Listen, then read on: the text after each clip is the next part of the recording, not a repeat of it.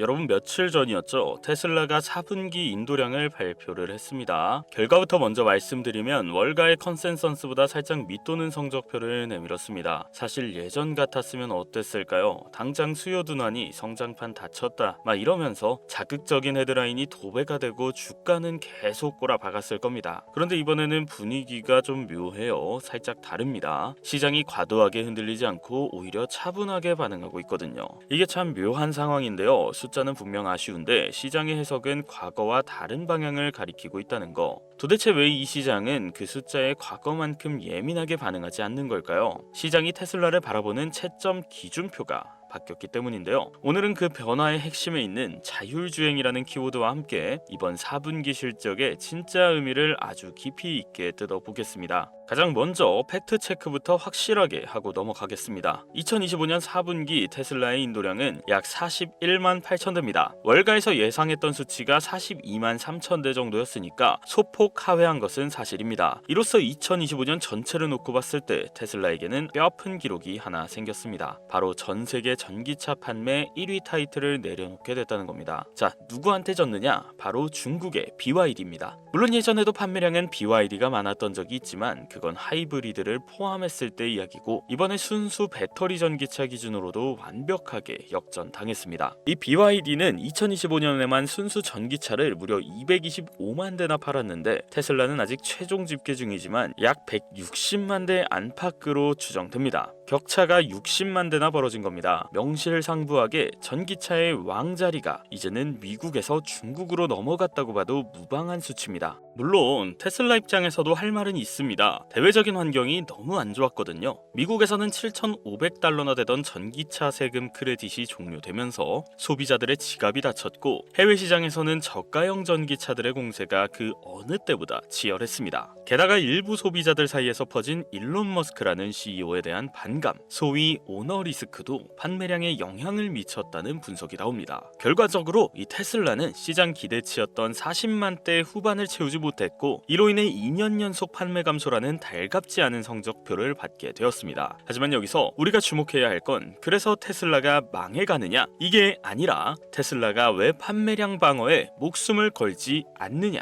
이겁니다. 이와 관련해서 최근 전기차 전문 매체인 인사이드 EVS가 아주 충격적인 제목의 칼럼을 냈습니다. 제목이 뭐였냐면 테슬라는 더 이상 자동차를 만드는데 관심이 없어 보인다 였습니다. 이 기사를 쓴 기자는 2026년형 모델 Y를 직접 시승해보고 이런 결론을 내렸다고 합니다. 그런데 아이러니하게도 차는 너무나 훌륭했습니다. 터치스크린의 반응 속도, 강아지 모드나 캠핑 모드 같은 독보적인 소프트웨어 기능, 그리고 내비게이션과 충전 네트워크의 연동성은 여전히 경쟁사들이 흉내도 못 낼 정도의 압도적인 수준이었습니다. 주행 감각도 훨씬 성숙해졌고 승차감도 개선되어서 여전히 전 세계에서 가장 상품성 좋은 차라는 극찬을 아끼지 않았습니다. 실제로 작년에만 100만 대 이상 팔렸고 미국 전기차 구매자 4명 중 1명이 이 모델 Y를 선택할 정도니까요. 하지만 기자는 동시에 강한 의구심을 품었습니다. 이렇게 차를 잘 만드는 회사가 왜 라인업을 늘리지 않는 걸까? 왜 사이버 트럭 이후에 중형 픽업 트럭은 나오지 않는지, 모두가 기다리는 25,000달러짜리 반값 전기차 프로젝트는 왜 흐지부지 사라지게 되었는지 도무지 이해할 수가 없다는 거죠. 결국 기자가 내린 결론은 하나였습니다. 테슬라는 자동차 제조 능력이 부족한 게 아니라 그 능력을 확장하려는 이 의지가 없다. 지금 테슬라의 모든 에너지는 자동차를 많이 파는 것이 아니라 로보택시와 휴머노이드 로봇, 즉 AI로 완전히 쏠려 있다는 겁니다. 어쩌면 지금 우리는 테슬라가 자동차 제조사에서 AI 서비스 기업으로 탈바꿈하는 거대한 과도기의 한복판을 지나고 있는지도 모릅니다.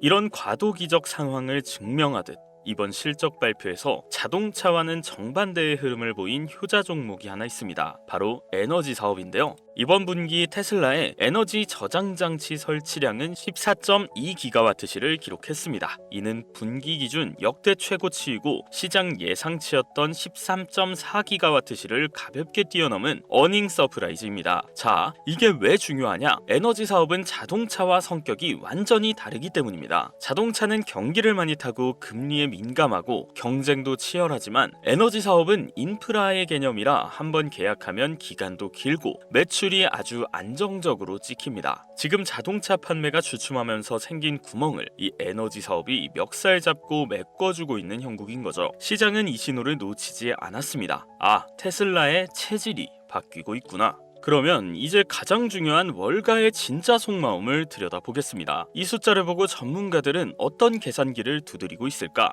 이걸 먼저 들여다보겠습니다. 먼저 테슬라 강세론자인 웨드부시의 댄 아이브스는 걱정했던 것보다는 좋았다라며 안도의 한숨을 내셨습니다. 그는 이번 실적을 두고 최악의 시나리오를 피했다라고 표현했는데요. 이미 시장의 기대치가 바닥이었기 때문에 이 정도면 선방했다는 거죠. 그러면서 댄 아이브스는 아주 중요한 화두를 던집니다. 이제 테슬라를 평가하는 기준을 바꿔야 한다. 핵심은 자동차 판매량이 아니라 자율주행이다. 그는 오스틴에서 테스트 중인 사이버캡이 얼마나 구체적으로 실행 단계에 들어서는지가 앞으로의 주가를 결정할 유일한 변수라고 봤습니다. 2026년에 테슬라의 서사는 전기차가 아니라 AI와 로봇택시가 써내려갈 거라는 강력한 믿음을 보여준 셈입니다. 반면에 조금 더 보수적인 모건 스탠리의 시각도 흥미롭습니다. 모건 스탠리는 이번 실적에 대해서 잘한 것도 아니고 못한 것도 아니다라며 중립적인 태도를 유지했는데요. 목표 주가도 $425 그대로 유지했고요. 그들이 보기에 지금의 테슬라는 폭발적인 성장기도 아니고 그렇다고 붕괴하는 것도 아닌 대기실에 있는 상태입니다. 모건 스탠리 역시 테슬라 주가 상승의 핵심 촉매제는 명확하게 로봇으로 옮겨갔다고 선언했습니다. 다만 그들은 숫자를 아주 냉정하게 봅니다. 2026년 차량 인도량을 드라마틱하게 늘려잡지 않았고 테슬라 사업의 점진적인 성장만 가정했습니다. 즉 로봇택시가 성공하면 대박이지만 그 전까지는 자동차 판매만으로는 주가가 더 이상 오르기 힘들다라는 현실적인 조언을 하고 있는 겁니다. 또 다른 분석가인 진 먼스터는 이번 판매 부진의 원인을 아주 구체적인 데이터로 분석했습니다. 그는 이번 4분기 실적이 저조했던 이유가 수요가 사라진 게 아니라 앞으로 당겨졌기 때문이라고 봤는데요. 2025년 9월에 전기차 세금 혜택이 종료된다는 소식 때문에 원래 12월이나 내년 3월에 차를 살 사람들이 9월에 미리 다 사버렸다는 거죠. 약 5만 5천 대 정도의 수요가 9월로 이동했다라고 추산을 했는데 이 선반영 효과를 제거하고 계산해보면 실제 감소율은 약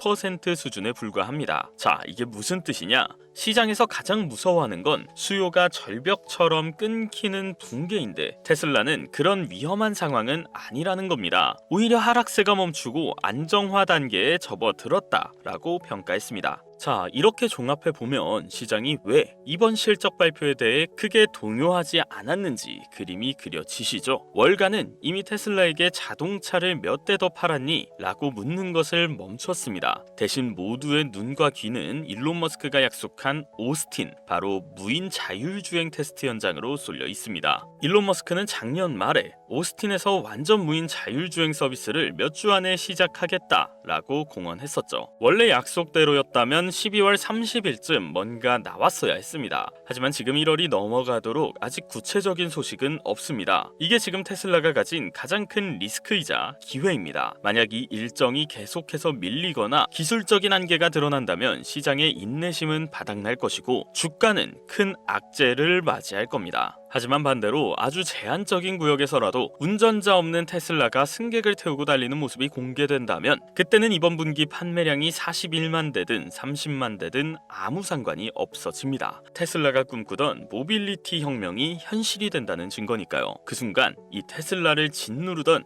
전기차 수요 둔화라는 프레임은 단번에 깨져버릴 수 있습니다. 결론적으로 이번 4분기 발표는 테슬라에게 있어 일종의 면죄부 같은 시간이었습니다. 그래, 자동차 좀 덜 팔려도 괜찮아. 대신 너네가 약속한 로봇택시 그거 진짜 되는 거 맞지? 그거 하나만 확실하게 보여줘. 이게 바로 지금 시장이 테슬라에게 보내는 무언의 메시지입니다. 숫자로 더 이상 설명할 수 없는 기업, 꿈과 현실의 경계에서 아슬아슬한 줄타기를 하고 있는 기업, 그게 바로 2026년의 테슬라입니다. 네, 지금까지 테슬라 이야기를 좀 해봤는데요. 좀 어려우셨을 수도 있다고 생각됩니다. 그래서 지금부터 좀 중요한 이야기를 하나 더 대해서 말씀드릴 건데요. 지금 앞서 말씀드렸던 이 내용들은 사실 이미 알 사람들은 다 아는 이야기들이고 저는 여러분이 이 시장을 조금 더 이해하기 쉽게 정리해서 전달드린 정도예요. 공개된 정보들을 보기 좋게 나열해드린 거라고 보면 되겠습니다. 그런데 진짜 거대한 무의 이동, 개미들은 죽었다 깨어나도 모르는 이 고급 정보들은 시장의 깊은 곳, 저 차갑고 어두운 곳에서 움직이고 있습니다. 자, 저는 9년이 넘는 시간 동안 이 바닥에서 굴러가면서 많이 벌기도 했지만 많이 잃기도 했습니다. 그 과정에서 배운 건 솔직히 하나였어요. 주식시장 진짜 어렵다. 그래서 생각했습니다. 설명만 잘한다고 해결이 되나? 사람들이 이해는 해도 계좌는 안 바뀌는 거 아니냐? 그런데 어느 날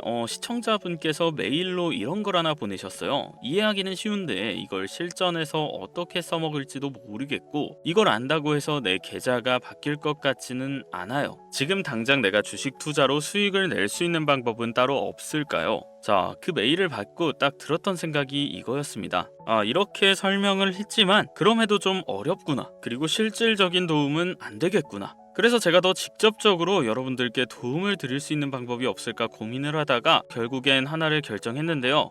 유망 종목 준다, 텔레그램 들어오면 타점 준다, 이런 리딩방 그런 얘기 절대 아니고요. 자, 화면에 보이시는 것처럼 저는 매일매일 주식시장 뉴스를 정리해서 날짜별로 쌓아두고 있습니다. 이 영상 보시면서 어렵다, 시간이 없다, 출근하느라 못 본다 이런 분들이 굉장히 많으시잖아요. 그래서 제가 안 되는 건데 여러분이 직접 눈으로 보실 수 있게 제가 정리해둔 이 자료들을 그대로 전달을 해드리려고 합니다. 그리고 추가적으로 우리 차트 공부 열심히 하시는 시청자분들도 많이 계시더라고요. 그래서 그분들을 위해서 선물 하나 더 가져왔습니다. 지금 보이시는 이 차트 실제 주식 차트고요. 지금 자세히 보시면 바이와 셀 표시가 나와 있죠. 자, 이거 뭐냐? 선물하는 건가? 이렇게 생각하시는 분들도 계실 텐데 전혀 아닙니다. 이게 뭐냐면 이 AI가 지금까지의 주식시장 흐름과 매일 바뀌는 경제 이벤트들을 반영해서 매수, 매도 신호를 표시해주는 이 AI 보조지표 템플릿이에요. 이게 중요한 이유는 딱 하나예요. 개인 투자자들은 기관이 흔들릴 때 제일 많이 당합니다. 그럴 때 이 템플릿이 지금은 들어가면 위험한 구간인지, 지금은 매도세가 강해지는 구간인지, 추세가 살아있는 구간인지 이런 것들을 나침반처럼 보여주는 역할을 해줍니다. 제가 지금까지 이 지표를 좀 사용해본 결과 대략 97% 수준으로 굉장히 일관성이 좋았고요. 대형주뿐만 아니라 중소형주에도 적용이 가능했습니다. 원래 이런 템플릿이 밖에서 돈 받고 공유되는 경우가 굉장히 많은데 저는 지금 구독자 여러분들께만 몰래 조용히 좀 공유를 해드리려고 합니다. 왜냐면 제가 이렇게 드리는 이유는 저도 이 시장에서 오래 굴러봤지만 멘탈 잡기가 너무나 어렵습니다. 저도 사람이라 뉴스 하나, 기사 하나에 흔들릴 때가 있고 유튜브 영상 하나 보고 헷갈릴 때도 있어요. 그래서 저조차도 이렇게 템플릿을 써가면서 시장과의 심리전에서 이기려고 노력하는 겁니다. 전 우리 같은 개인 투자자들이 인생 역전, 일확천금은 현실적으로 쉽지 않더라도 적지만 꾸준한 수익, 그리고 손실이 크신 분들은 원금 회복까지 가는 길에 이 작은 선물이 도움이 됐으면 합니다. 자, 서론이 좀 길었는데 이제 주식 시황 자료 비공개 파일들과 이 AI 지표 템플릿 어떻게 공유받는지 좀 말씀드리겠습니다. 자, 제 채널 아직 구독자가 좀 적은데요. 그래서 여러분들께 원하는 건 딱 한 가지입니다. 구독과 좋아요 그리고 댓글 하나 부탁드립니다. 자, 댓글에 시황 정리 자료가 필요하신 분들은 비공개 파일, AI 보조지표 템플릿이 필요하신 분들은 보조지표, 나는 다 모르겠고 지표가 알려준 종목만 받고 싶다 하시는 분들은 그냥 종목이라고 두 글자 이렇게만 남겨주시면 됩니다. 두 개 다 필요하시면 두 개 다 남겨주셔도 되고요. 지표 받아도 사용법을 모르겠다 하시는 분들도 계실 수 있죠. 그 부분도 걱정하지 않으셔도 됩니다. 제가 이렇게 지표 사용 설명서까지 다 같이 보내드립니다. 그리고 간혹 이거 유료 아니야? 결국 텔레방으로 초대하겠지? 이렇게 오해하시는 분들도 계신데 다시 한번 말씀드리지만 저는 무료로 조용히 여러분들께만 공유를 해드리는 겁니다. 자, 다시 한번 깔끔하게 정리하겠습니다. 나는 시황 정리 파일이 필요하다. 댓글에 비공개 파일, 나는 AI 보조지표 템플릿이 필요하다. 댓글에 보조지표, 나는 다 모르겠고 그냥 종목만 받고 싶다. 댓글에 종목 이렇게만 달아주시면 됩니다. 여러분, 지금 주식시장은 한 번에 50%, 100%씩 먹는 시대도 아니고 무작정 버티는 게 정답인 시대도 아닌 거 다들 아실 거예요. 우리는 세상의 변화에 발빠르게 맞춰서 걸어가야 합니다. 자, 지금 댓글 다는 거 1분도 안 걸리니까요. 이번 기회에 꼭 받아가셔서 투자하시는 길에 도움이 되셨으면 좋겠습니다. 자, 오늘 긴 영상 시청해주셔서 감사하고요. 저는 다음 영상에서 더 좋은 영상으로 찾아뵙도록 하겠습니다. 감사합니다.